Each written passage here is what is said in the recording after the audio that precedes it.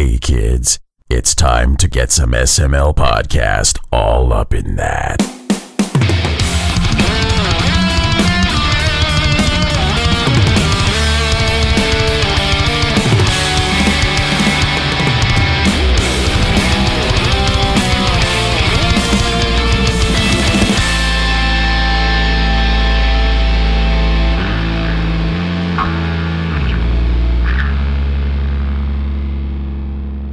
What's up, everybody? This is the SML Podcast. I am your host, Joe. I got my second vaccine shot today, and I feel like shit, so Cole, talk. Hi. I nailed it. Chris and Pernell are here, and they're going to talk about cocaine.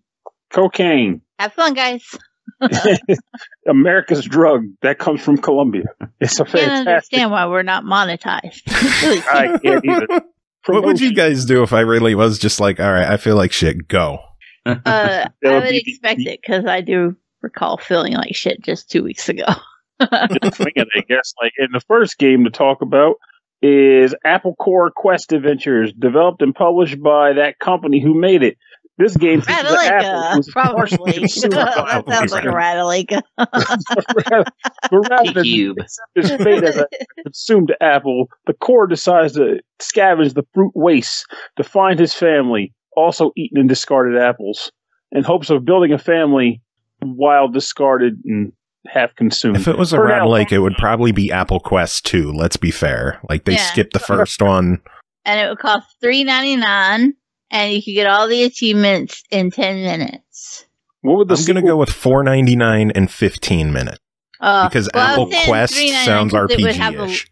It would have a launch sale, Okay, though. that's fair. Yeah. Yeah, Apple Quest sounds RPG-ish, so True. obviously it's going to be a side-scrolling platformer. You're gonna have to at least finish the first boss. That's right. Really? You think so? Sometimes.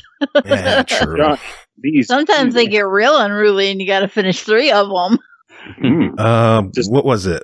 The latest, I can't remember if it was East Asia Soft or Victory Road, but one of them, like, you didn't even need to beat the first boss. Yeah. To get all of them?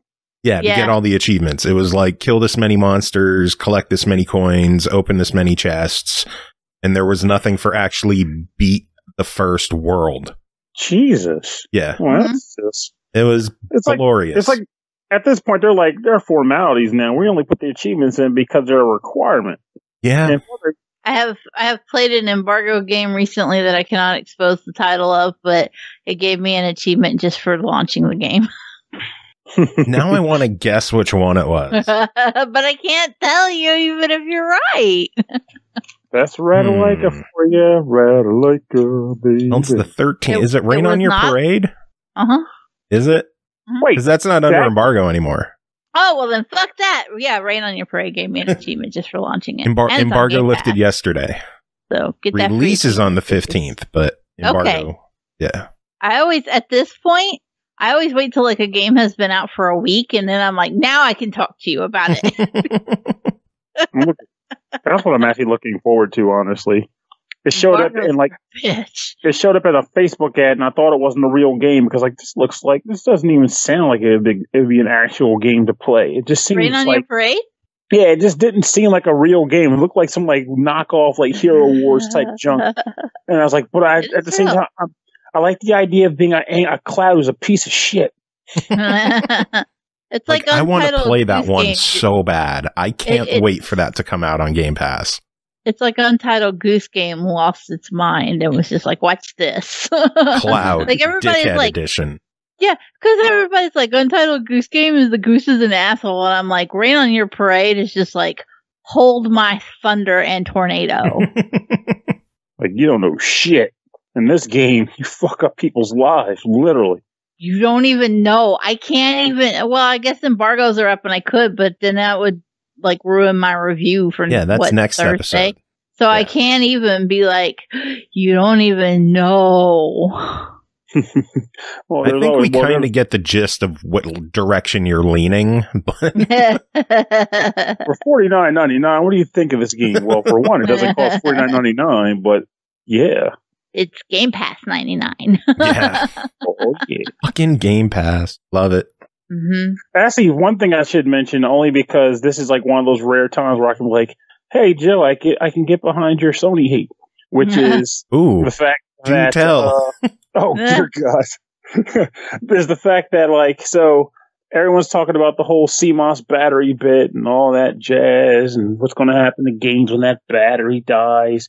And the one thing that came to mind for me the most out of it was the fact that back when E3 kicked off, way back when the PS4 and the Xbox One got announced, and Xbox went first, and they said, hey, this is how we're going to do games. And everybody was like, boo, screw you. And then Sony was like, on our system, you buy games and you own them, and then you pass them to your friends and you trade them, and they milked it hard.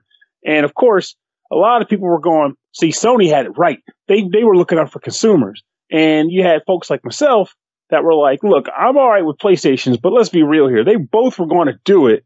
It's just that Xbox went first. Mm-hmm. since they got the hit, it's like, we can switch it all the fuck around. We can't go out like they did. We got to fix this, right? So they denied it all they want. But yeah, I very much believe Sony was going to do the exact same thing, and they U-turned when they saw the reception. No doubt. But for anybody who still somehow denied that, I think it's safe to say that the CMOS battery reveal is proof of that. It's literal proof of that.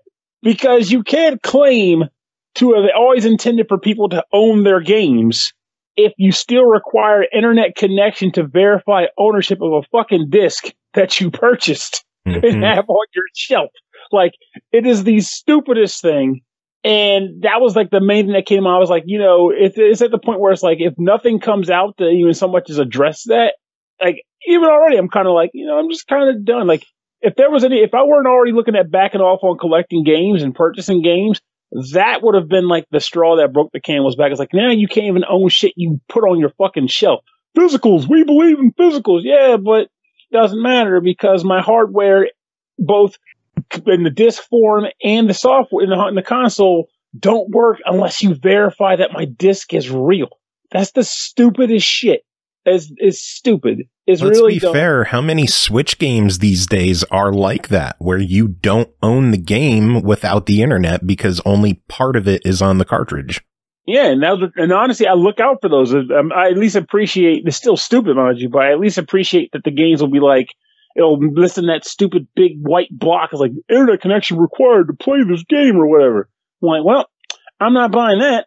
It was like, Spyro Trilogy was like a big example of that because they were like, you have 3 Spyro games and you can buy the cart. And it's like, yeah, but you got to download 2 and 3. Like, well, I'm not going to buy the fucking cart. Like, if I got to download 3/4 of the game or 2/3 of the game, I'm not going to buy it. Like, why would I do that? Final Fantasy X remaster, you had to download the second one. Well, why am I going to buy the cart? You didn't sell me the game. And I think it's like that on the Vita too. Yeah, and I didn't fucking buy that shit. It's like, what I find to be odd about the CMOS battery thing? It took until the end of the generation for somebody to figure that out. That is true. And how did that shit not crop up before? For all the people that are like, we just hacked this game, or we looked into the software and determined blah, blah, blah, and no one, it feels like maybe people just didn't give a shit. Like, they were just too busy being like, it's like ass kissers or whatever. Like, I love my game system. I don't want to talk about these things. They'll look out for me, or the mod community will fix it. Because that seems to be a thing that people love to say to just skirt over anything that sucks. The mod community will fix it. Like, even if they do, all the bullshit hurdles you got to go through to utilize the things that a mod community does is like, well, you shouldn't need the mod community to fix things. Yeah, like when I was in my early 20s, late teens, I could see myself being the same. I was like, it's not that big a deal. I just go to some fucking pirate website and download this hack tool and then run my micro SD card through a series of steps to format and install and format and install. But I have to install in this exact order because if I don't, I break my $300 fucking kiss my ass. I don't want to deal with that. I'm old. Just give me a thing that works. I worked hard for my money. I give you my money. Make it work. And don't dick me over with it. That's not complicated. And the fact of the matter is, they're already getting money hand over fist from people who just keep buying new shit because we can't settle on our old crap. In fact, I take that back. not only can we settle on our old shit, but we also buy the new shit. We collect retro stuff and then buy new stuff. They're making me? What? Huh? Yeah. And it's like Chris, what? Collects retro and buys new? What? No. Drop it! And then the companies are still like, how do we make more money? How do we fuck people over more? And I'm sure someone you know how we fuck people over by having them drop bits and waste them on our channel. Trivium Chimp, thank you for the 100 biddies. Thank you for wasting your money on me. I appreciate it. Shout out to you for dropping by and hanging out. Much love to you. Now that's a segue. It's like, speaking of fucking over the industry, here's some biddies. Like, what? Speaking of cerebral palsy, we got 500 biddies. Jesus, what? Like, I don't even know anymore. It's like, I got to make it work where I can. Speaking of rectal cancer, we got 300 biddies on the docket. Speaking of rectums, our first game to talk about tonight. Sweet merciful crap. Oh man. But but honestly, I figured that would interest you because like it's been on my mind a fair bit, and I was like I said, like I'd already was thinking about, or not even thinking about, I've already started on like the idea of like buying less like physical product and less games. Period. Actually, just being like I'm done, and yet right after I say that, like a month or two after I make that statement and adhere to it, this shit comes out, and it's like, well, makes me wish I did that a generation ago for PS3. Right before the PlayStation 4, I wish I did that shit. Because, woof, I've got a lot of titles over there that are going to become dead weight. Don't know how long it's going to take, mind you, but woof, I don't even know. Maybe replace that battery ASAP. So it's like, well, at least it's sitting there for a little while I still internet connection running and get a fresh one in there. But I don't know. Maybe I digress. I mean, what do you guys think of that? Like, do you feel as though it's a big deal, or is it just like, oh, you're overthinking it? The idea of not owning your shit's not a problem. You just play it while you got it and then burn it while you're done. Or have Nintendo take it away from you. True. I honestly think that emulators are going to figure it out and find a way to get around the issues and keep PS3 games working. I think we should just leave it to the mod community. Yeah. Christ. They'll figure it out. They will. They always do. It's I'm infinite free labor. I'm still waiting for them to get the damn Saturn running proper. I think that's like this true with this dual cores and mess. Dude, Christ. But yeah, I don't know. It irks me. I just can't help but say that it irks me. I don't know what it is about that. I do know what it is about that. Fucking not owning my shit. That's what irks me about it. Oh, right. There it is. So anyway, we got games to review. Is everyone ready to get into these? I'm just wondering how much is going to ultimately get edited out of this episode. A lot's going to get cut. I'm your host, Joe. I'm actually going to cut a lot of stuff. So first game to talk about tonight is called Poison Control, developed by Nippon Ichi Software, published by NIS America, released April 13th on PS4 and Switch for $39.99 digital, $49.99 for the physical Switch edition. Spirits are being trapped in poisonous manifestations of their despair, and only Poisonette and her soulmate can purify them. Venture through the different bells, hells to defeat enemies, learn the stories of the fallen souls and other Poisonettes, and fight your way to heaven in this stylishly twisted action shooter. Pernell, tell us about Poison Control. All right, so Poison Control involves you creating it's not a very complicated system of creating, but nonetheless, you create a character that you will take on as the main character. And then immediately into the game, you meet Poisonette, who is your quote-unquote soulmate in the game. That's how they define it. By that, meaning that the two of you, for whatever reason, are sharing a body in hell.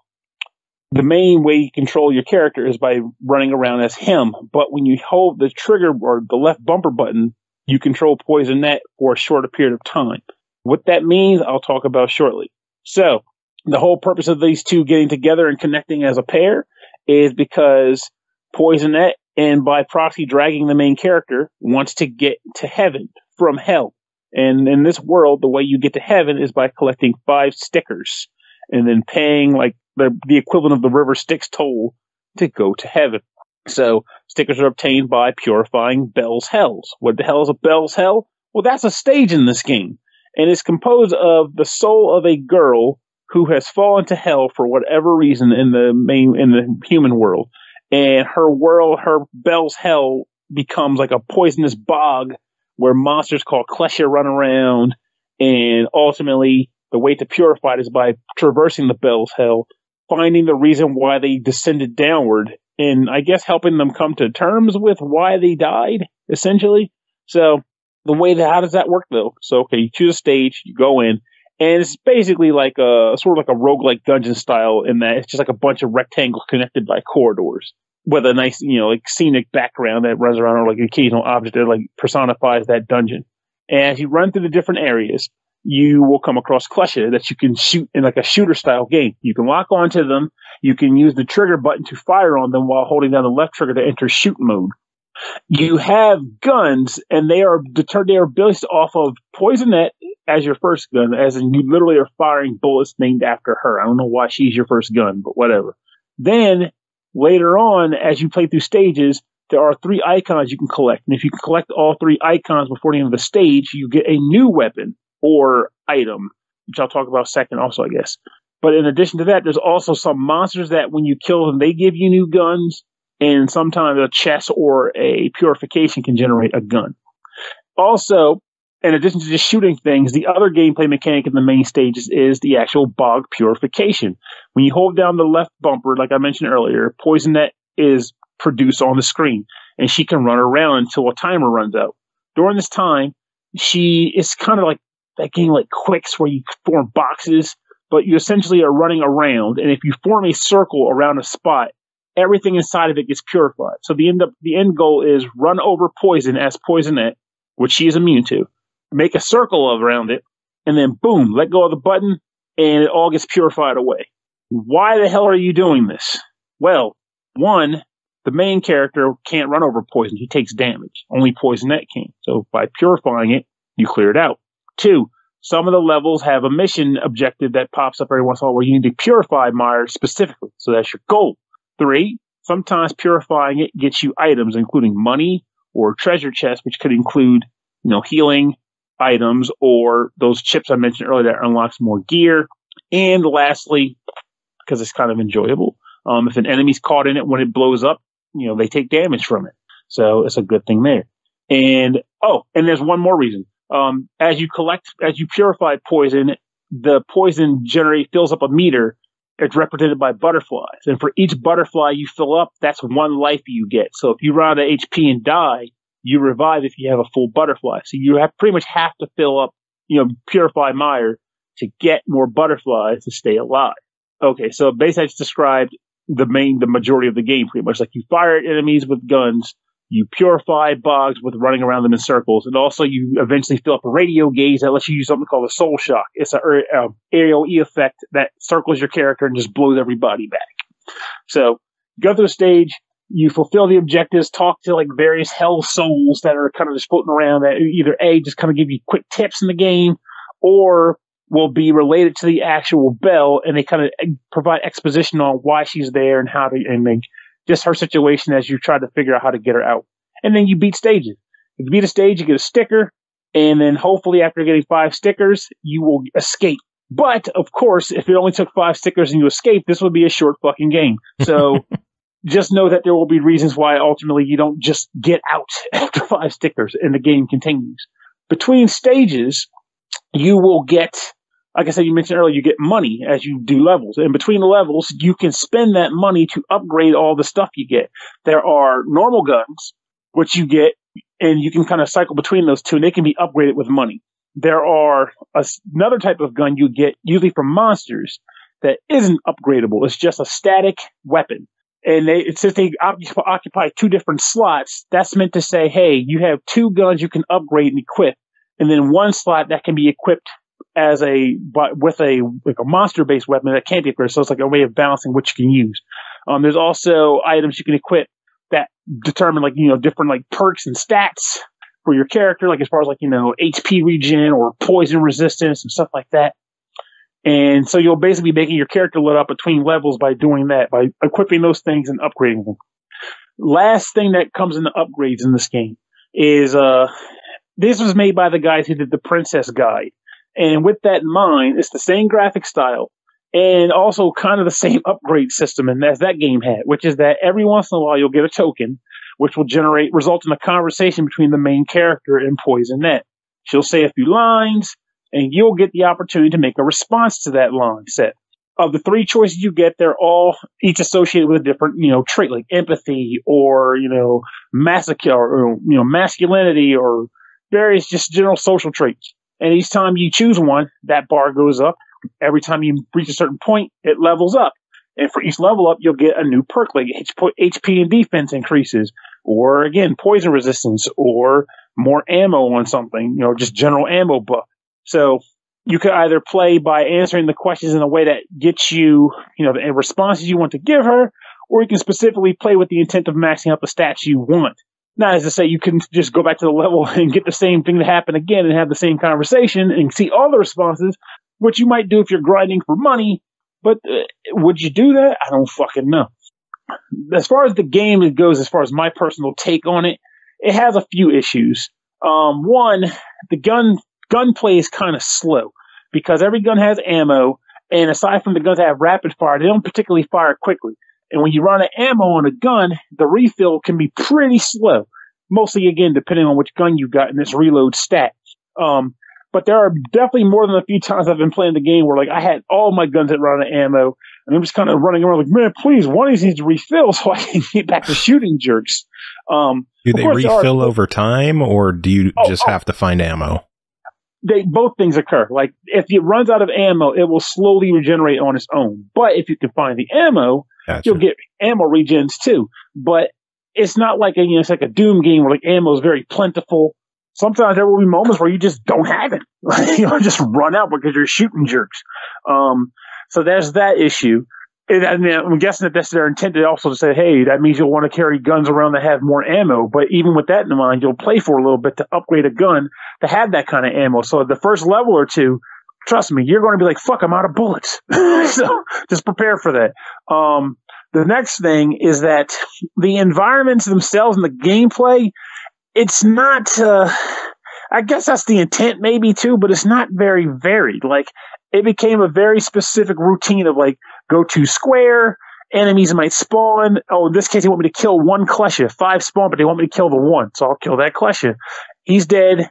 Okay, purify any oil that's nearby. Walk down the corridor to the next square. Enemies spawn. This mission is purify 70% of the bog. Okay, I'll just circle and clear the bog. Okay, move forward. So it's a very, very constrained gameplay loop that doesn't offer a ton of variety in this. So if you're not interested in actually just doing those two things and learning about the bells, you could get bored of this very fast. But I've personally found myself being okay with doing it in spurts. Like maybe do a few levels here, shut it down, come back to a few more levels, shut it down. But I don't see this as a game I'd want to marathon because I'd get tired of it over time. I wish it had a little bit more variety. But the boss fights can be pretty fun when you get to those. Like, because they usually involve enemies that can generate, like, ooze, for example. And at which point it's like, oh crap, now I got to dodge new ooze production, explosions and crap like that.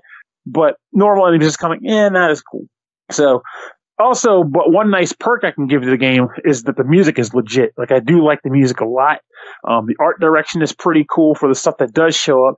I could do without the mid-level Hegon radio segments where it's like 2 girls who are like talking back and forth, like, hi, we're on the radio. You're in fucking hell. There's no freaking radio. Like, we're on the radio. We're cute. And this person's dead. And here's a clue to purify her. But what's the need of a clue? We're doing the same fucking thing. Talk to souls and open chests. Nothing special there, but it's kind of in that regard. But I wonder guess what music overall, they would play in hell. I don't know, Highway to Hell, but you're already there, so maybe not that. I don't know. Anyway, $40 on Poison Control. What do you think? I think it's a try it at least, because it's not a bad game. It's just not a game that's going to knock your socks off or anything. But thankfully, it's not the fucking Princess Guide, and I'll give it that. Not a fan of that one? I wanted to like the Princess Guide very much, but that one had issues for me that ultimately, well, in my old review, I think I pretty much labeled it as like a low-end try it. Like, basically, it had potential, but they didn't quite click. Gotcha. All right, well, next game to talk about is called Shelter 3, developed and published by Might and Delight. What a great name. Released March 30th on Steam for $14.99. What happens when a leader falters? The matriarch needs your help to get an important destination, and you must keep everyone safe along the way. Decide which paths to take as you lead the herd through the matriarch's forgotten places, but choose carefully, for each path has its own shadows.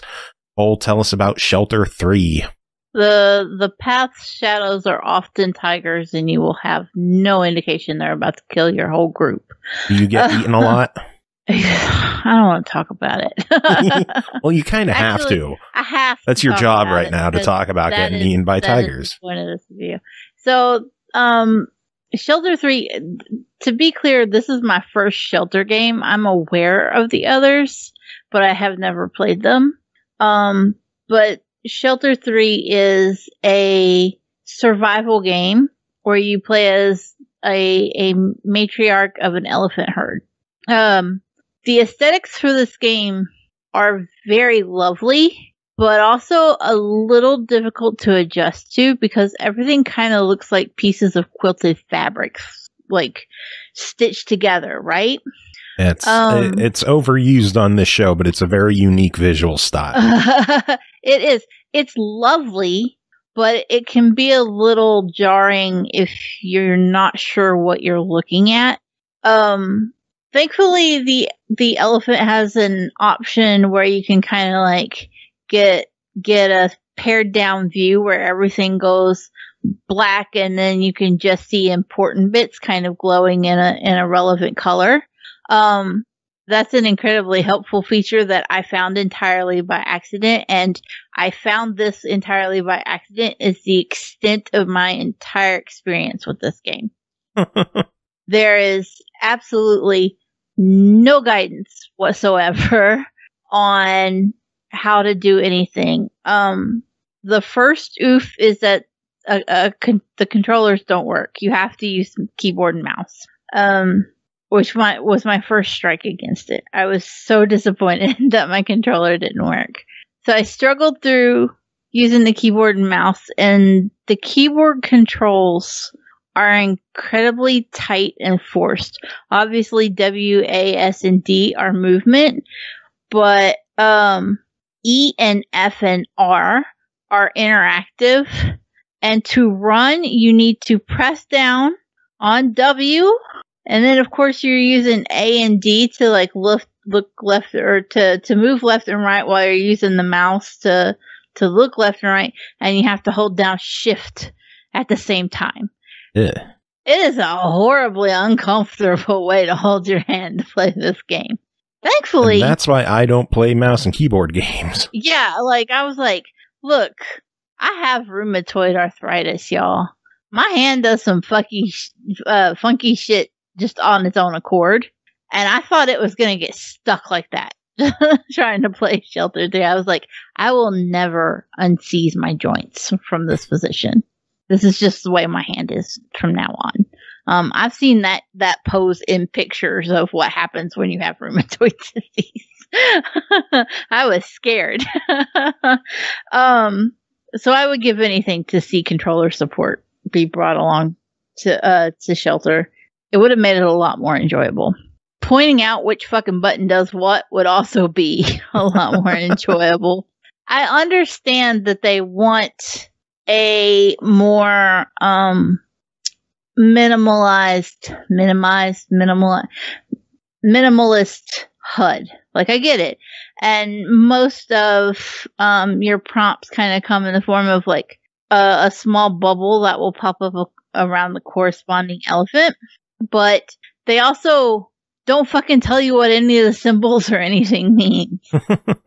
The only thing I could figure out was how to feed the nursing calf milk when I didn't have milk to give it. And whether or not it was happy I gave it milk or not. All the other logos, never figured them out. There's a fucking waypoint system. I didn't know that they were waypoints until I was looking up what other people had said about the game. And I was like, holy fuck, those mysterious symbols in the sky were supposed to be waypoints. And I didn't know. I just kind of stumbled onto them. And they're incredibly untrustworthy if they're supposed to be waypoints, because I just kind of stumbled onto them. And there were a lot of times where I had no idea where I was going, or what I was doing. Jeez. You have to worry about the AI. You have a whole herd of elephants with you. And by a whole herd, I mean like 5. The AI controls all of them, and you are solely responsible for the matriarch. But wherever the matriarch goes, the rest of the herd will go along with them, with her. Which would be great if they didn't just like magically get stuck on some really random shit. There could be the tiniest little rock that may not even be a rock. It may just be a part of the pattern on the fabric looking art. I don't know if it was a rock, but they stopped on it and would not go. And I had to go all the way back and around and get them to follow me, and then take them around another way to get them to pass it. And at that point, a tiger jumped out and killed us all. And apparently you can fight the tigers, but I never figured out how, because there's no visual indicator that a tiger is about to fuck up your catch. You can hear them. That doesn't mean shit. Because there's no, like, the audio cue isn't related to where they are. And it just doesn't make a difference. It's like, okay, I heard a tiger. Oh, never mind. Everybody's dead. I wish the game, I'm going to say it. I wish it was easier. Because I think the story is really good. But there are certainly some quality of life improvements that could be made to make the actual core gameplay mechanics of it better. I know that the devs are aware that their reviews have been really mixed for Shelter 3, which is a plus, and they do intend to take comments and work on it. And if they listen to anything I say, it's visual indicators. Hold my hand just a little. Just tell me what shit means. Give me a legend that I can like pause and see what the legend is. And controller support.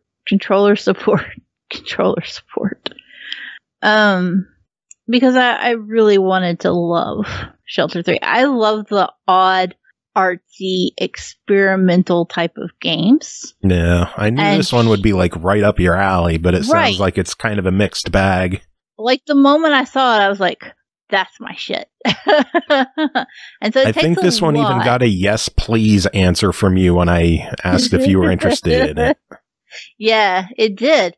And because I was genuinely looking, I think I even told you about it in advance and was like, I would like to have that. Maybe. And I don't do that often. You don't do that ever. Yeah. You are the least picky. Like I offer you something, you're like, fuck it, sure. And you never come to me like, hey, could we get this? Could we get this? You're just like, whatever, give it to me. Yeah, because I'll play anything.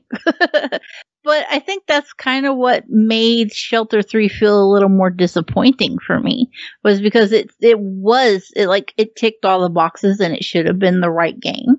And yet it just didn't work. It needed just some of the most mundane quality of life type of changes to make it a little more playable and enjoyable. Otherwise, I think the concept and the art, as odd as it is, was really just really cool. But it just needs a little more smoothing out to make that gameplay loop more enjoyable. Well, as it stands, $14.99. What do you say?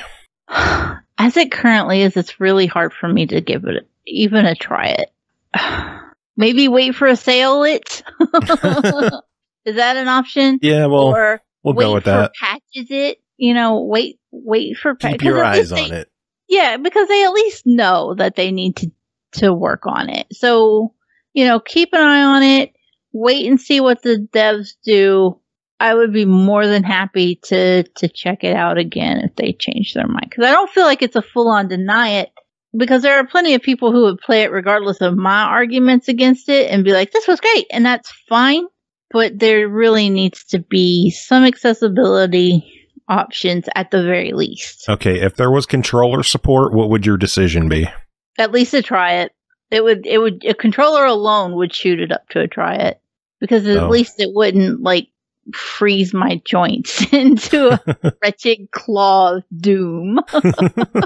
There you go, Might and Delight controller support, and otherwise it looks good. I like the visuals so much. It's such a cool visual style. I know I saw some people complaining too, like, oh, it's a shorter game, because you can effectively, like, if you're good enough at surviving, you could probably get through a run in 30 to 45 minutes, right? Mm-hmm. And to like go through all the paths would probably take you a couple of hours. But, you know, that's if you figure it out and know what you're doing first. Yeah. And even with that, like, oh, it's shorter, I wouldn't hold that against the price if that gameplay loop was solid enough. No. Oh, well, next game to talk about is called Breathedge, developed by RedRuins Softworks, published by HypeTrain Digital, released April 6th on Xbox One, Switch, and PS4 for $24.99. Survive in outer space together with your immortal chicken, discover the truth behind your sudden spaceship crash, craft tools, pilot vehicles, and even control space stations to survive and explore the wreckage. Pernell, tell us about your time with Breathedge. All right, well, Breathedge is a game that it depends on what you're looking for. That will probably determine what your feeling is on this game, because originally, oddly enough, well, I'll talk about the game first and I'll tell you how I felt about it. So the idea behind this game is that you are pretty much on a space station, or a ship rather. And as the ship is careening through space on a trip, something happens, resulting in the ship crashing. And now you are marooned out in space, pretty much prepared to die, and for some reason you have a chicken.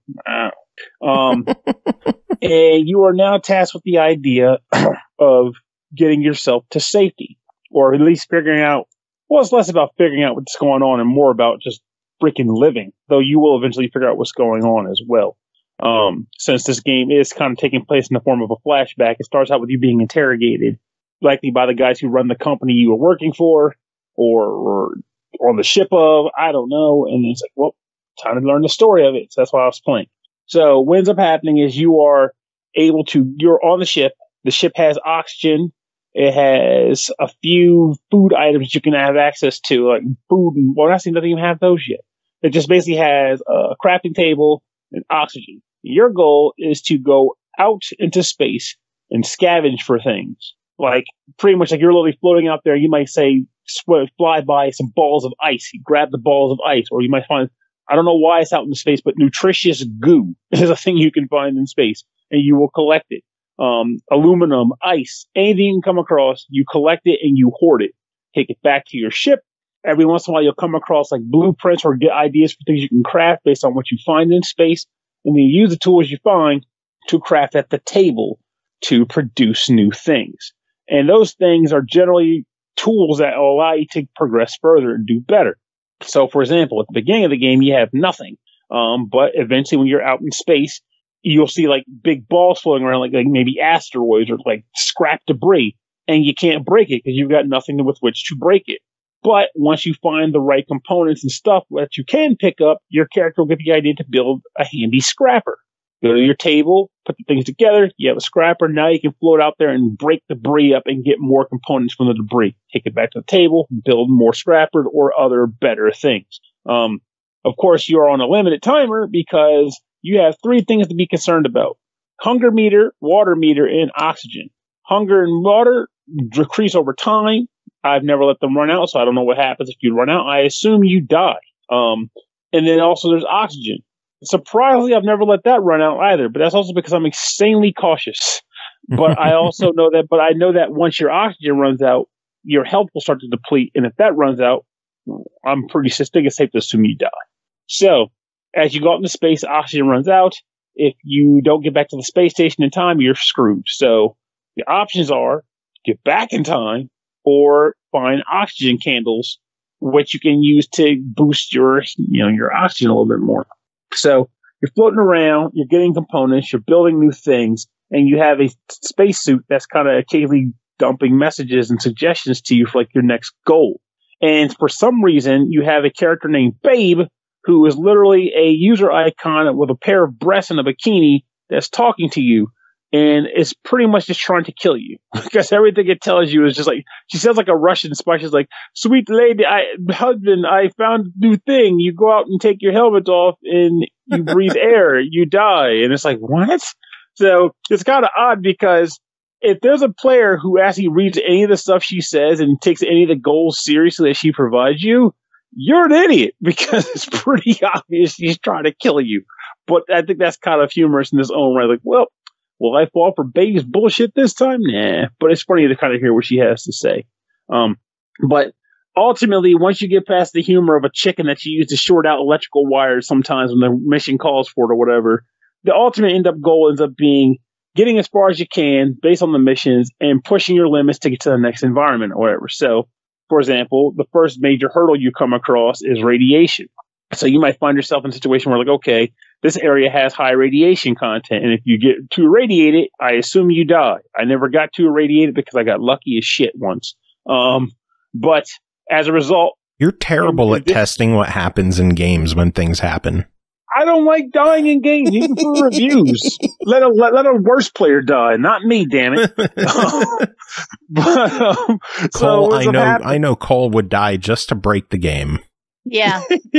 I just look for opportunities to fuck shit up. Die for the cause. But like, so you'll end up like, it'll be like you getting health, water and oxygen and scrap. And then eventually I need to get a suit that can deal with radiation. So now you got blueprints for a suit, a suit upgrade. So you gotta get the components for that suit upgrade. Lead paint and lead everything and this weird shit, which also runs the risk of irradiating you. So that's fun to get. And of course, getting back and forth to the station. And then as you get to a certain point in the game, you end up at a point where you're at a new, space station hub because for story reasons, you're now marooned in a different area of space and you have to proceed even further out. So that becomes your new mission. Get further out and do more. So of course, that ultimately also means that the things you can craft expand too. So now you're making salty and honey packages, which allow you to get more food back, but they make you thirsty when you eat them. So now you're balancing food and water in a way that one drains the other. So that gets a little interesting. There's also just general upgrades that allow you to boost through space and contain more oxygen so you can get further out. But it's kind of funny, though I guess that's how these games are meant to be, in that you get these upgrades and you're like, all right, now I can do more. But the game says, well, now that you can do more, we're just going to make it harder. So now you have to go farther out. So yeah, you get more oxygen, but you have to go a farther distance without getting back to space, to your space station. So sucks to be you, chump. You can build oxygen store, hub stations. So it's you can just put it out in the middle of space and it's a floating balloon that you can use to refill your breathing tank to a certain point. And if that runs out, you can refill that with an oxygenizer. But for all that, there comes one dangerous element to it. And that's a storage limit. For someone like me who hoards their shit, you get 120 items you can hold at a time. Sounds like a lot. It's not, because you will max that out so fast as a scavenger scrapper. So eventually you're going to find yourself trying to collect one more ball of ice because you can never have too much water, except you can because you're out of space. So now you got to figure out how to hoard stuff or what to use and what not to use. I mean, there are storage compartments in some of the stations or suitcases you can build. But here's the rub of that too. Like I mentioned earlier, you go from station to station, and quite frankly, with the distance between the 2 points, I'm generally not wanting to go back. Though I'm assuming that eventually I might want to if I get once I get one of those vehicles, unless you go further or faster or whatever. But is it really worth it going back for 3 upgrade items ago to get stuff that you left in a suitcase on a ship? Probably not. But with that in mind, the thing that's weird about this game though is that I tried to start playing it 2-3 different times. And each time I was like, this is boring. I'm not enjoying this. What is the fun? I fell asleep on it the first time I played it, to be blunt. Wow. But here's where it gets weird. You might be thinking, well, clearly Pernell fucking hates this game. Well, I started it at first, but what happened was, on the last attempt I made to try it, I was doing laundry, and I had to wait till the laundry was done and dried. I started doing it late Saturday night because I'm an idiot. But I was like, okay, I got to stay awake but I also want to put this time to use, so I got to play this game. I got to review it soon. And I don't know what it was. Maybe it was the fact that I finally got to the point where I could build a freaking scrapper and start smashing stuff. So the gameplay loop officially started. But next thing I know, I was playing until 5 a.m. because I was really into the idea of pressing out a little further, getting just a little further up in the space, getting a little bit more supplies. What's over there? I want to see what's over there. Oh, cool. Weird, goofy elements like space, like astronauts that died playing a knockoff of Mortal Kombat. That's pretty awesome. Who can just like knock off a Nintendo controller? I can just put in my collectibles items box. Cause that stuff's out there too. Like weird collectible items, like, you know, like Gremlin figurines and like 80s stuff and whatever. So I was officially kind of hooked. I liked the idea of trying to press myself out further to see what the next thing was over the horizon. And I think that's how the game gets you. It's the idea of pressing forward, doing more, getting more stuff to build new things. And even if you never truly feel as though the stuff you built made you more powerful, because like I said, the gameplay loop ultimately makes it more difficult, meaning that your upgrades are now the baseline. You're not overcharged, you're properly charged now. But despite that, I genuinely found myself enjoying getting new stuff, which I knew meant I could build new stuff with it. Ultimately knowing that I needed to use those things to get to different points in space. And maybe one of these times I might just go see what the hell Babe was talking about, this 5,000 kilometers out in the space, which is something you're really not meant to go, but it's out there as a marker that tells you can go there if you want to try. You're probably going to die though, which is why I never did it, because I just felt like I'm sure that's going to kill me, because there's no way I can get 5,000 meters into space without a vehicle yet. So all in all, though, I think the game is fun. There's humor in it, too. The humor can be hit or miss depending on who's playing it. So I'm not going to use that as the selling point in this regard, because I wasn't particularly chuckling at a ton of it. I laughed at certain stuff, but the humor wasn't the ultimate selling point. The humor was just kind of part of the game. But the actual gameplay loop itself, I think, is fun. One gripe I did definitely have, though, but they do have a way around it at least, is the fact that the spacesuit that you're in talks to you. And the spacesuit is also what the term is, helps kind of tell you what your goals are, your next mission is. And some of the missions are like very like out of left field or intentionally comedic. Give you an example. One of the missions is rob 200 coffins that are floating in space. The game tells you open 200 coffins. By this point, I was already kind of on to the fact that the game has to fuck with you. But if that was earlier together, like, oh, I'm not doing this. I'm not going to seek out 200 coffins, because they're all over the place. They're not like just, it takes work to find a coffin. So it ticked down like 199 to go, 198 to go. And then eventually the game's like, we just wanted to fuck with you. You know, we're done. 3 coffins is plenty. It's stuff like that. A mission where they make you build a thing for the sole purpose of saying, and the game says, we're doing this to waste your time, because technically we wanted to give you something to do. So here you go. Now the real mission is to go over there and do a thing. So it's like, okay, that's kind of all right. But all in all, the game still technically works. Like, it's fun. Like, I still enjoy. It's just sometimes the humor does not quite take. And what I wanted to mention about the voice also is that he speaks very fast when he's giving you these missions. So it's like, hey, like, it's like that Micro Machines guy. Oh, God. So he speaks very quickly, which early on you're like, oh, wacky spacesuit talks very fast, like those old infomercials. But then later on you're like, I was supposed to have heard what the fuck I was supposed to do from all that, and I have no idea what that is. But fortunately, if you find yourself needing to know what he said specifically, there is like a record you can go through in the menu screen that lets you see old things the spacesuit said to you. So you don't truly lose it, but it would have been better if you could hear it and understand it during gameplay, like while you're floating out in space with your oxygen depleting. Because, fun fact, while you are in the inventory screen, your oxygen doesn't stop going down. So, oh, that sucks. And man, you get 4 quick item slots, and if you don't have the thing you need, i.e. oxygen in one of those slots, and you start to suffocate, you're going through your menu trying to find the oxygen, and you're still suffocating while you're looking for it. That has happened to me a few times. It's brutal. It's like games not having pause features in online games, right, Cole, and Outriders?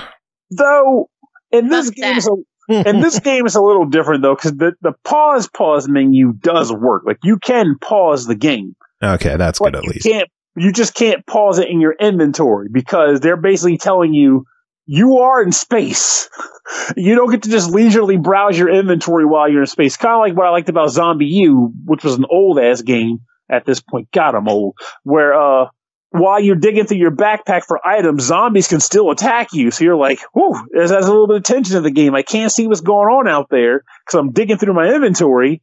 So I better hurry the fuck up because a zombie can be coming right at me right now.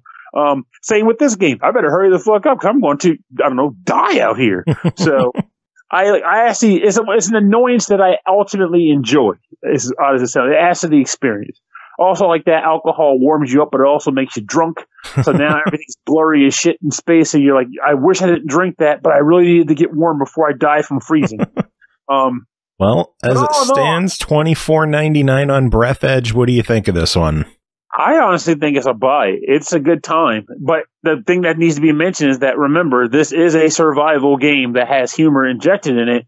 So if you don't get down with that, this will bore you. But if you can appreciate a good survival game, like I said earlier, I was originally falling asleep, and then once that hook hit, I was in.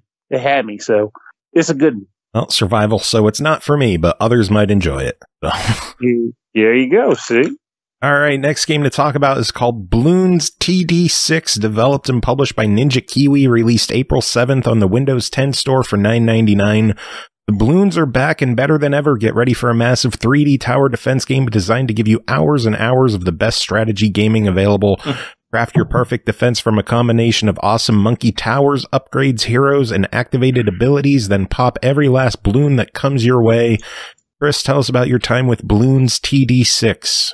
Okay, Bloons TD6. Which is funny because, like, it took me a long time to figure out that TD meant tower defense. Yeah. Like, I was like, TD, what is that? Like, I was thinking, like, DX or something like that, you know, or, you know, those kind of... Football, it's touchdown. Oh, touchdown, okay. Yeah, Bloons touchdown 6. That explains why it was a football game. Okay, Bloons TD6 is the newest chapter in a apparently long line of these kind of tower defense games. This actually is the 6th one. And I was actually they have this like Wikipedia, like an actual fandom.com Wikipedia that I was reading. And I was like, this is like really a big deal to some people, this game series. The long and short of it is that it is a tower defense game where you place monkeys on a field in order to pop balloons. And that's it. So yeah, that's the short version. The long version, the version we need. Yeah, the version we need for review purposes is that holy crap, there's a ton of stuff in this game. And there's a ton of monkeys too. There's like 22 different kinds of monkeys that you can put in this game. And the way that it goes is that, you know, it does a really, really excellent job of easing you into it with a tutorial. And, you know, it kind of brings out the monkeys one at a time, kind of explains what's going on. And as you progress, you gain levels. You gain 2 kinds of levels, actually. So this is... it gets a little complicated, I guess, but bear with me. So you gain an overall level, or overall experience points and an overall player level. And every time you gain a new level, you can select a new thing to unlock. And it starts off, like, it gives it to you in sets of like 5. And once you've picked all 5, you can pick any one of the 5. And then, you know, and it'll be like a new kind of defense item or something like that for the most part. And, you know, of course, like I said, 22 kinds of monkeys. And there's things like cannons and 8-way shooters. And there's like monkeys and helicopters. There's like airborne monkeys. There's boomerang monkeys. I mean, there are all kinds of things. Submarine monkeys, ninja monkeys. Yeah. Submarine sniper monkeys. Ice monkeys. Wizard monkeys. If you can. And, yeah. So... you gain those levels, and then, of course, like I said, once you get all, like, 5 of them or whatever, then you start gaining more levels, and then you get presented with another set, and you just keep unlocking and unlocking and unlocking. Then, you place, of course, because it's tower defense, there's a set path where balloons are going to go, and you basically set the monkeys alongside the path, strategically so that they can attack the balloons as they come by. And, as they do that, if you place like one monkey at like the beginning of the stage and it does most of the work, it gets most of the experience. So it's one of those things where you kind of have to, like, if you want to improve a unit, you need to have it like towards the front, or you need to have it set where something, is going to actually do something so that you can gain levels with it. I thought the XP was shared. I wonder if that's something that was changed for the Windows 10 version, because you're covering this on the Steam release. We inquired. I'm covering on Windows 10. We got Windows 10 codes a little bit later than Steam keys, but you're covering it on Steam. I'm on Windows 10, and it really seemed like no matter who was killing the balloons, all of the at least if you had someone on the map, they would get experience. If you didn't have them on the map, they wouldn't gain anything. That might be it then. Maybe it's like shared between like units or something like that. I don't know. I'd have to check again. But okay, well, either way, that's not a hugely important factor here. What happens is that like your units gain levels, and when you click on the unit and level it up, you have 3 paths of skills. Basically, usually it's power, speed, and like reach. It usually boils down to like those some permutation of that. And as you level them up, you can level up 2 of those things. And once you do, the third one is grayed out. So like that kind of changes your unit to be like a dedicated power and distance, or a dedicated power and speed, or speed and distance, something like that. And, there's basically, the only way, like, because balloons aren't going to hurt these monkeys. So, they're just balloons. So like the only way, like if you put something in a spot and you don't want it in that spot, you can sell it off for some money. And, the money is how you actually purchase like the skills and stuff that you've unlocked with experience points, if that makes any sense. There's basically like all kinds of transactions going on constantly in the game. And again, I applaud them for being very intuitive. Like they explain it way better than I do. That's for sure. And then basically pop balloons, earn experience, place more monkeys, pop more balloons. Exactly. And once you have cleared 40 waves on a map, then you get a reward that is monkey bucks or monkey money or whatever, that is like player money. So it's like it doesn't affect the actual game. It, in the main screen, you're able to unlock more things with the monkey bucks.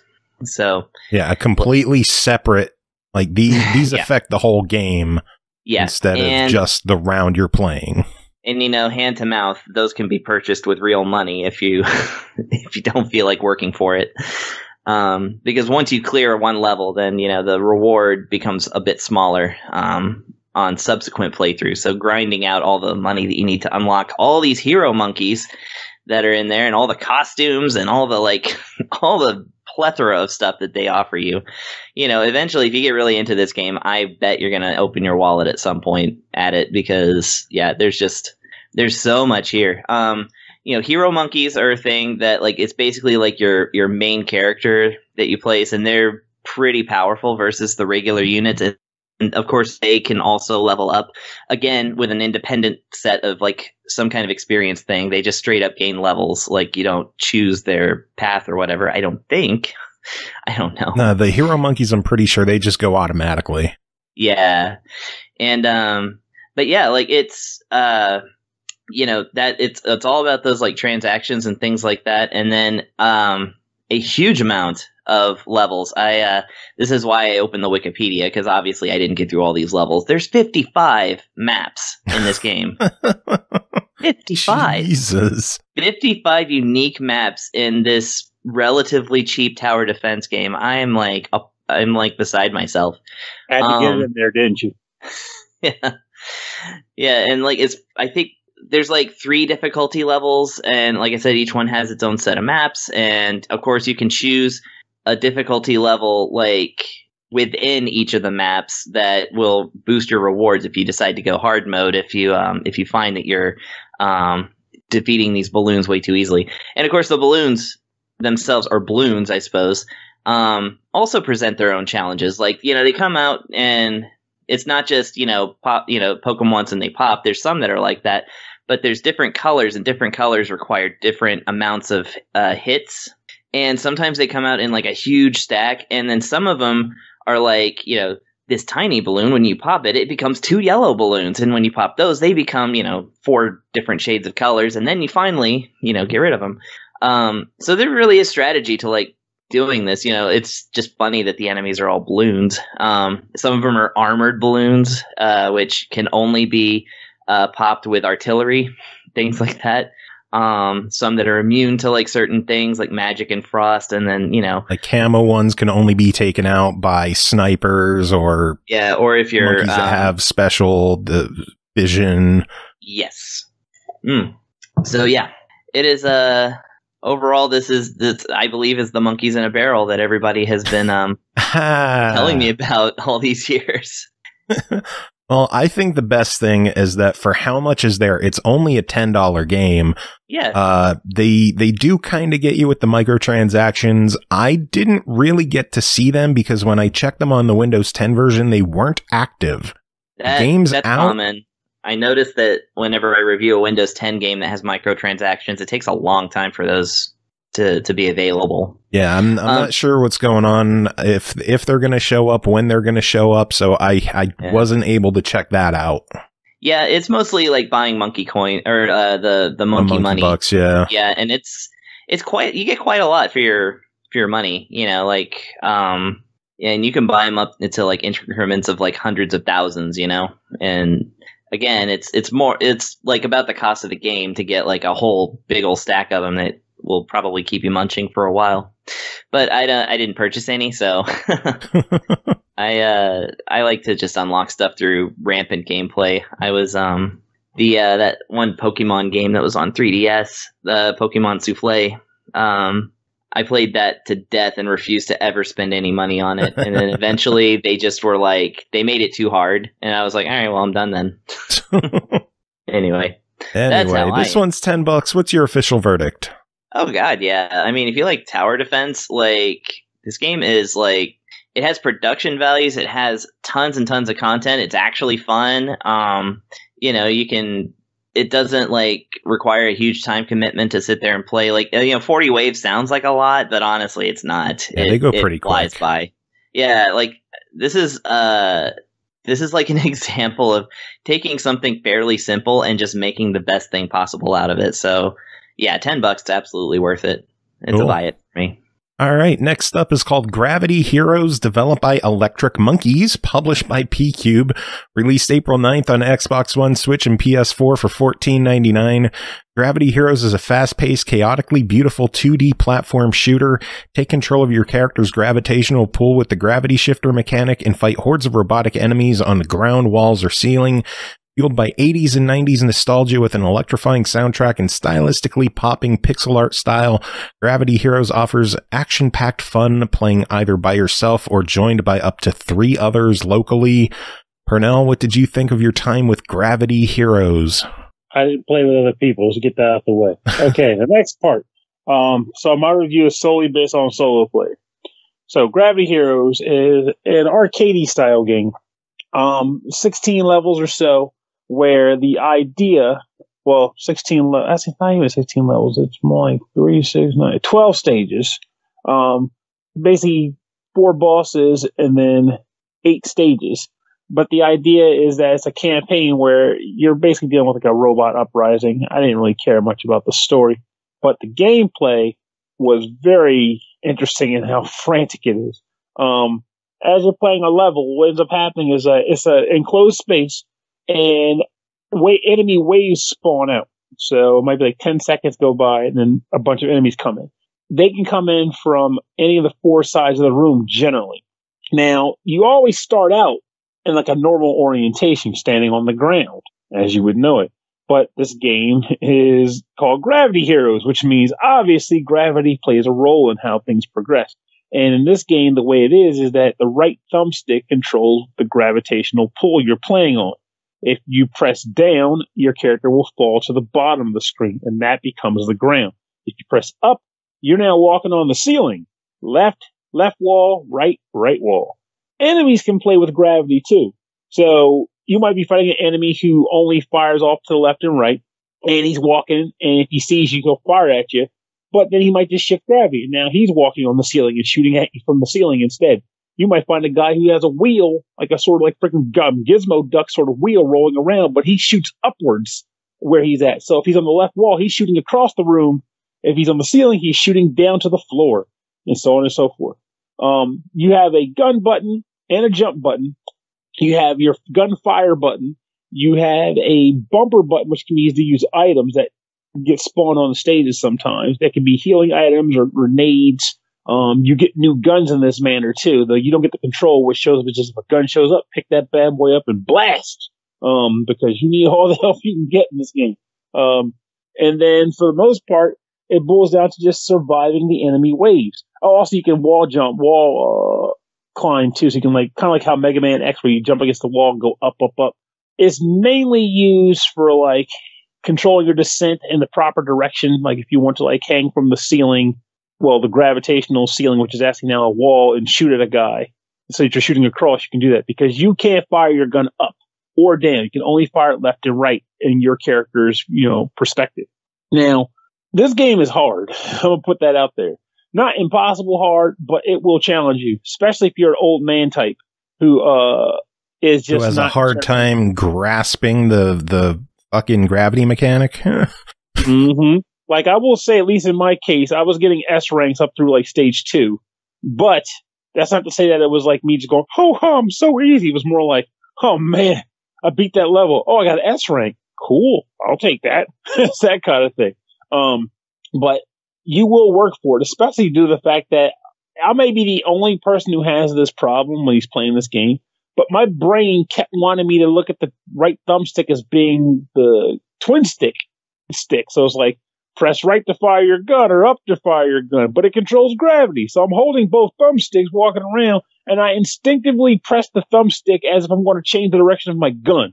And I just get hurtling in this. Was like, shit, no, I don't have time for that. And then flying on an enemy who's flying through the sky, because the enemies fly in this game too. And fuck, when you're in a level where enemy balls are floating everywhere and you're trying to control your gravitational pull through all that, it gets chaotic. I just ping pong off them and fucking die.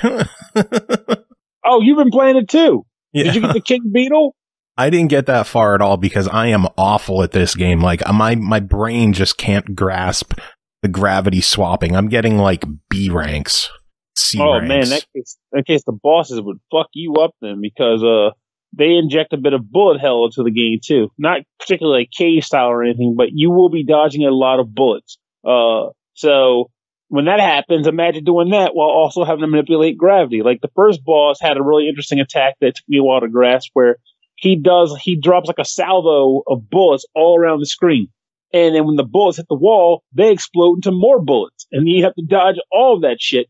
And for a while, I was like, how are you supposed to dodge this? There's bullets everywhere. And then it turns like, oh, he only shoots around the room. He doesn't shoot the floor he's on. So if you're on the same level he's on, it's easier to prepare yourself to dodge the bullets at least. He's got a lot of work to do, but it was easier than dodging the first volley and the second volley. That's for damn sure. But it makes you work a little bit.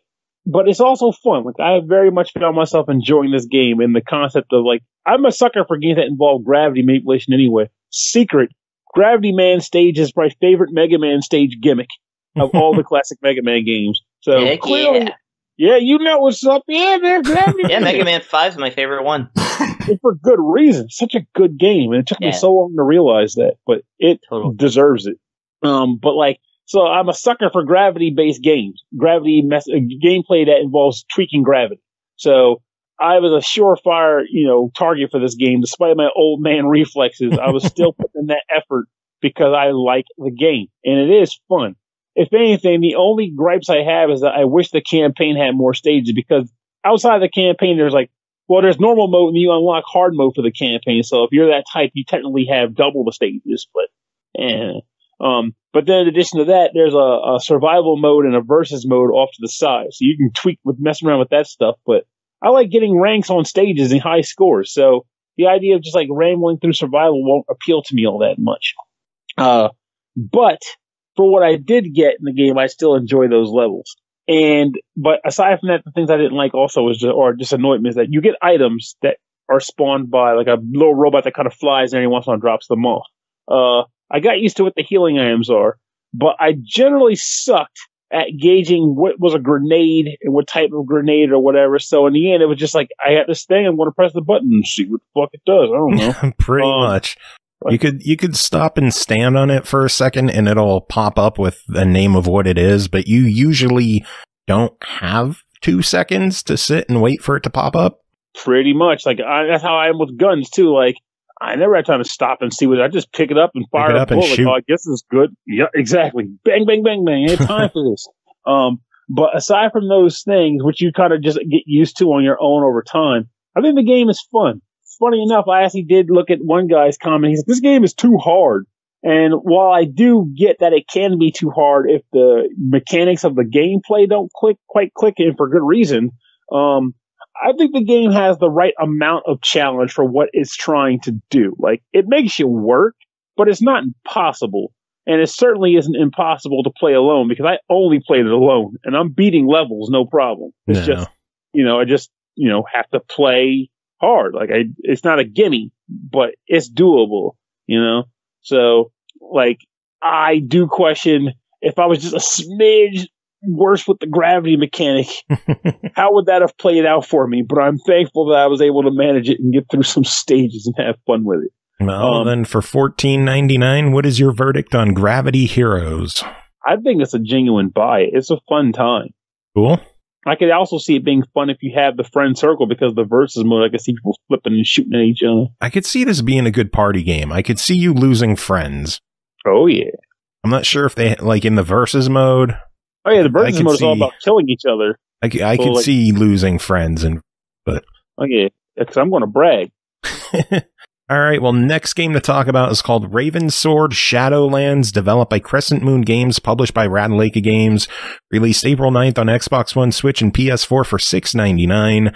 After the fall of Ravengard, the world descended into chaos. The kingdom of Tyrius stood alone against a sea of dark elven invaders. The Ravensword was lost and the dark times began. As a descendant of the ancient line of kings, you alone have the power to wield the Ravensword again and restore that which was lost. Chris, tell us about your time with Ravensword Shadowlands. All right. Well, this is an RPG, and actually, I didn't even realize that there was that much to the main character. So this is kind of like this is one in a genre, an undercelebrated genre that I actually truly enjoy, and that is the Elder Scrolls-like first-person, third-person RPGs that clearly nailed it. It's like the nailed it version of Skyrim. We had it back in Morrowind with Arx Fatalis. We had it back when Oblivion came out with the Two Worlds game, which was fantastic. I played it for dozens of hours.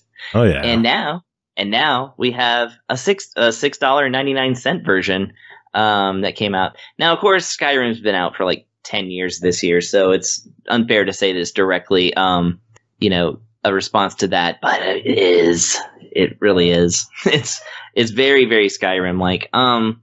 So yeah, you basically play as this male hero. I don't think you can change anything about that. You can select his face, and you can move sliders around, but there's not as many sliders. You can change his hair to where it looks like different types of, slugs are attached to the top of his head. Yeah, the hair and the facial hair do not match the body at all. No. So, of course, the thing that you can do is make this guy as ugly as possible.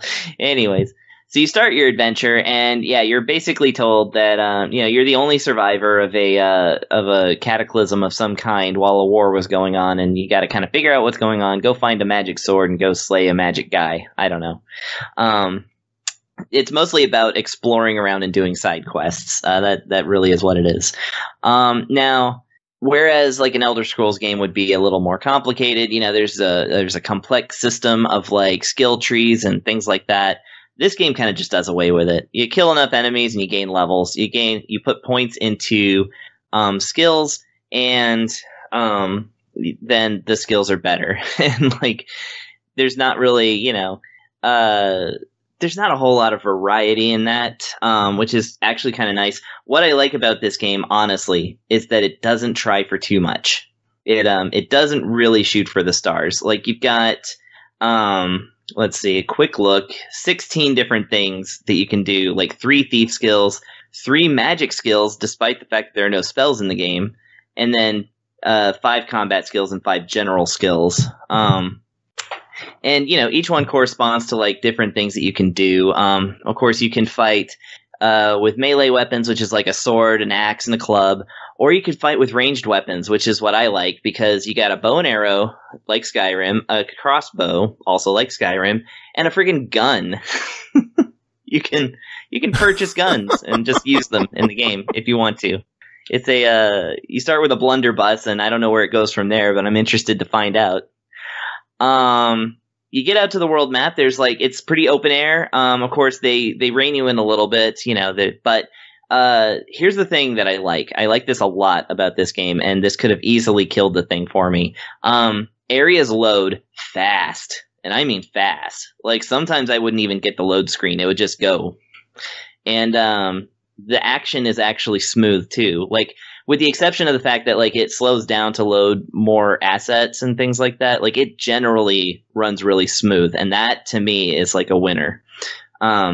Because when it comes to a cheaper game like this that's somewhat ambitious and things, it's I look forward to the bugs. I look forward to the goofiness. I cannot abide a slow non-working experience. Looking at you, Decay of Logos. And this is not that. This is actually a fun, snappy time, and it deviates from the normal formula just enough that I am actually really interested in this one. I've spent the most time on this for sure, out of any games I've played since I got it, and in fact I requested this one because I was, this hits a hidden sweet spot for me when it comes to gaming, because they don't come out very often. That's the thing. Not a lot of people try to go for the Western RPG formula without a huge budget or something like that, and then you just kind of end up with something that's grand but bland, as it were. But anyway, yeah. So Ravensword Shadowlands, $6.99. What is your official verdict on this one? Okay, well, I was gonna say it does have some bugs. It does have some goofiness. It is absolutely worth $6.99. It's fun. It'll draw your attention just enough. There's some story, some voice acting, some things that deviate from the formula just enough to make it still good. But of course, nothing that's going to make it a grand epic experience. But it's a fun one to play, and I really like it. I will say I wish navigation was a bit better. Yes, I was going to say that too. The map is hopeless, and the compass just it's just a dot, a thing that says N, and then when you turn it says NW, and then you turn again it says W, and there's no markers on anything. So, but at least you can invert the Y-axis. I mean, I'm not asking. Isn't it default inverted? Because I thought I went into the settings and inverted it, and it was normal. So I had to uninvert it, and it was inverted, which is how it should be. I also like that the difficulty's just on a slider, a smooth slider. Yeah. They really, I don't know. I love this game. It's good. It's for the price that it is. There is so much to it, and it's impressively big, and I'm pretty sure it's one person. Yeah, it? Yeah. I don't think that, I didn't look, but it has that feel to it. And sometimes, you'll be shooting some rats or boars or, goblins or whatever with your crossbow.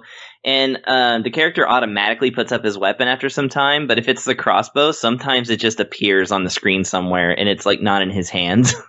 But if you draw it back out, it will appear in his hands again. Things like that. I love it. His shadow is just his 2 arms and the crossbow. They didn't even have to put in shadows, but they did, and messed it up. I mean, it's called Shadowlands. There's got to be shadows. Oh, yeah, there's got to be shadows, yeah. Yeah. Looks, Angerth is saying it came out in 2013 on PC, so that does explain quite a bit. Oh, okay. There you go. So it is directly inspired by Skyrim. Well, you know what? They did a fantastic job. Also, if you can, go get Two Worlds while it's $2. If you like this game, that game wins the award for best goofy ass experience. I so want them to bring the Two Worlds games into the current generation. Yes, reopen the backward compatibility program on Xbox and get those fuckers in there. Get the Risen games in there. Port them over to Switch too. I mean, God, there's all 3 of the Abe's World or Oddworld games are on there now. I know Xbox games can be on there. Have you played the Risen series? Huh? Have you played the Risen series? I haven't played Risen, no. There's one you should check out. I think you would like Risen. Okay. I'll have to check it out. All right, well, next game to talk about is called What the Dub, developed by Wide Right Interactive, Mark Zorn, and Kurt Wojda, published by Wide Right Interactive, released April 8th on Xbox One, Switch, PS4, and PC for $7.99.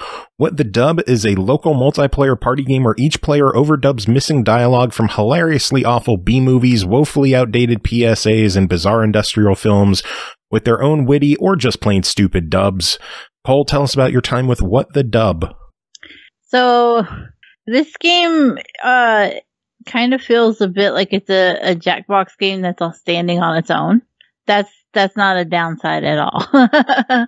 We've seen a couple of them come out recently to take the Jackbox formula and put their own twists and turns on it. So I'm not surprised to see one like What the Dub. The concept is simple. It's basically just what the summary said. There's a movie clip that will play and a section of the audio will be muted out, and you have to take the context clues from the clip and the remaining dialogue and try to make a sentence that will fit in there where the muted audio is. After everybody does that, then it does a replay of the clip, but it uses a text-to-speech voice to insert each person's dialogue into the missing spot. So it'll play it once with person A's dialogue. It'll replay the clip with person B's dialogue. One of the best elements that when I streamed this was sadly overlooked by a lot of the other people playing with me, but it was my favorite part of it. Is that not only can you just put in some speech for it to add to text to speech, you can add additional sound clips as well. Yeah, sound effects. So the sound effects are fantastic and can completely change the scene if you do it right. Unfortunately, there were a few people who were just let's just add the fart every time, and you're like, no. No. You got a really well-timed gasp. It's classic. I do want to say something. You mentioned that they play the clips back with the text over them. I wish there was something in between the clips to separate them, because it literally just plays them back to back to back to back to back. Back to back. And there is no you can miss There's them. no static cut or anything like in Robot Chicken where they switch scenes. Something like that would just be so helpful. I get why it doesn't show the name of who wrote it or anything, because after the clips play, you're all supposed to vote on them, Jackbox style, as to which ones were your favorite. So obviously not knowing who wrote which one helps keep that be a little fair, so everybody doesn't gravitate to one that they think is their friend's crummy joke or whatever. But yeah, I could definitely see some kind of benefits, even if it was just a little bit of static in between each one or something. Yeah, like you're changing the channel on an old TV. Yeah. You just get that static burst. There are over 300 clips, which is impressive. It means you're going to play a lot without seeing the same clips over and over. Particularly because most games are only going to be about 5 rounds. You can increase it, but by the 5th round, most people are like, nah, we're done. We're good here. 5's a good number. In fact, you can lower it down. And sometimes, depending on who you're playing with, you may want to do that too. But it means that there's plenty enough clips that you're not going to feel like you're rewriting jokes for the same clips over and over. However, you can very much tell that more than one clip comes from the same movies or infomercials and stuff. And so you end up seeing a lot of repeat characters, which then leads you to like falling back on some of the same jokes. I mean, if something works. Yeah, not necessarily a bad thing.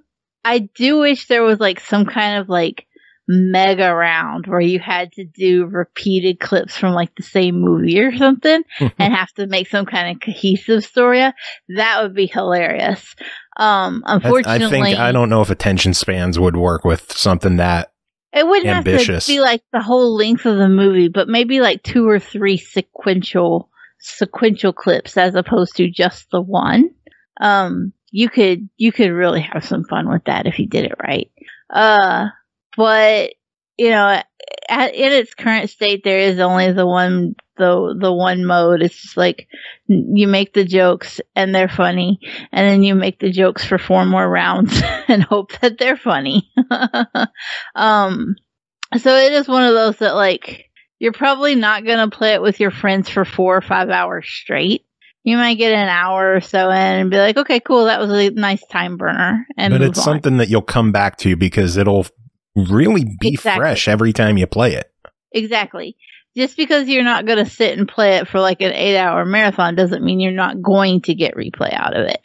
But yeah, I had a lot of fun with it. I thought it was a good time. There are quite a few options available as well. You can adjust. Like I said, you can adjust the how many rounds there are, but you can also adjust how much time is available for people to type in their responses, which is nice if you've got people who are like on slower devices, or if you're, in my case, you're streaming and you have people who might be lagging behind. They still have plenty of time to get a response in before it goes tits up. But yeah, there was even the option to the narrator is an asshole, which is funny, but like if you're playing with a younger audience, you don't want him dissuading them at every fucking turn. So you can turn that off. You can turn on profanity filters, which are helpful. I did not do any of that because I wanted to make an obscene amount of just uncouth jokes, and it was wonderful. Yeah, that's how you play this game. That's how you play these kind of games. T-rating my fucking dickhole. How about that? We're actually going to be talking to the devs next episode. Nice. Yeah. Ooh. Yay. Yeah, so I'm sure you're excited about that one. I'm having a lot of fun joining other games playing this one. I don't have any friends, so I'm not really playing it myself. I should probably stream it or something. You have an effectively occasionally watched Twitch channel. There's no reason for you not to be streaming it too. I don't think people would show up for that. For me. If they show up to watch me do it, why the fuck wouldn't they show up to play with you? I wasn't even using my mic and people were playing with me. Because you're entertaining? I don't know. I wasn't even using my mic. People just, I don't know. They go expecting your voice. Homeschooling classes, and I didn't want to say random F-bombs while they were taking classes. They go expecting your voice, and then they get there, and they're like, fuck, she's not talking, but the game's fun, so I'm going to hang out and play. You lure them in with your voice. The siren song. Cole the siren. Lure them in that I might be there, and then I'm not. They'll be like, at least the game is fun. Oh my god. All right. We need a verdict on this one. What the dub? $8. What do you think? Buy it. It's an easy buy it. I think for $8, yeah. How are the achievements? I don't know. I was playing on Steam. I figured they'd have Steam achievements, don't they? It does, but who the fuck pays attention to Steam achievements? True. They were popping up while I was playing, and I was like, okay, that's the thing, I guess. But I don't. They don't. Steam achievements don't have that magical pop thing that Xbox achievements do. So I don't give a fuck. Well, someone else who doesn't really give a fuck about Xbox achievements is covering the final game to talk about tonight, which is commonly known for its Xbox achievements, but Smart Moves, developed by Grin Robot, published by Xitilon, released April 14th on Windows 10 for $4.99. Smart Moves is a puzzle with a strong roguelike feel, different worlds with levels of increasing difficulty, sneaky monsters, unexpected obstacles, and great treasures await you. Smart Moves are the key to survival. Chris, tell us about your time with Smart Moves on Windows 10. Yeah, I don't know what the achievements are. They seem to be pretty easy, but I can answer. Oh, okay. I can answer. So, Xitilon originally got in some trouble, a little bit of hot water, because they changed the achievement list on some of their games on Xbox post-release. And Smart Moves was one of those games. And so, like, a lot of people were going in and, like, getting the completion in, like, 5 minutes, when originally it was much harder. The Windows 10 version, surprisingly, because Xitilon is now known for being one of the easy completion devs, surprisingly, they released Smart Moves with the same achievement list on the Windows 10 version as the original Xbox list. So it is one of the more difficult ones to complete. Yeah, you actually got to complete the game. I'm checking out the list now. I looked at YouTube because for these, they usually have achievement guides, and it's 1 hour to complete according to the person. Such a monster. I don't know how they think anybody's going to do it. No. Well, I mean, like, it's a tough game, though. Well, tell us about it. Yeah, why don't I do that? So, Smart Moves is a game where you play a dude with a sword. I don't know anything about this dude, and I don't remember if they even tell you. And he is trying to get all the treasure in these snake-filled fields. And so you start off on a grid, and the reason why they say it has a roguelike feel, I call it a Lufia feel, because when you make a move, all the enemies that are in range of you make a move as well. And the idea is that you have to make it to where you hit the enemy first, because if they hit you, then you have to start the stage over again. And sometimes that will lose you a lot of progress. But sometimes they also have checkpoints in the stages. Like, in a one-screen game, they have checkpoints. That's how much this will, like, end up messing with you. But yeah, so there's different enemy types, and they're all based on the level. They're always consistent, so you can, of course, plan out a path, and it's going to be a consistent one every time. Again, though, like, the enemies don't all just start rushing you. They have to, like, be within range of you. And yeah, it's like you move one square over, and, like, the snake will move one square over. Now, if there's one space between you, then you cannot approach that snake, because when you go into that one space, the snake will then hit you. What you have to do is open a treasure chest, because doing any kind of action advances everybody's turn. So the strategy here is that there's a certain amount of treasure chests in every stage, and when you open all of them, the stage is over. You don't have to defeat all the enemies, but they usually are right there, impeding your progress. Otherwise, it wouldn't be a game. And yeah, when you open a treasure chest, that causes enemies to advance, so then they'll go into that spot, and then you can attack them. Also, if you attack another enemy, that will advance the turn, and then, so you can take down groups of enemies as long as they have the correct amount of space between them.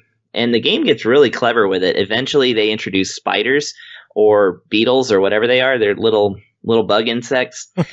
And when you attack them once, they turn over and you can just walk away from them. And but if you attack them twice, then they die.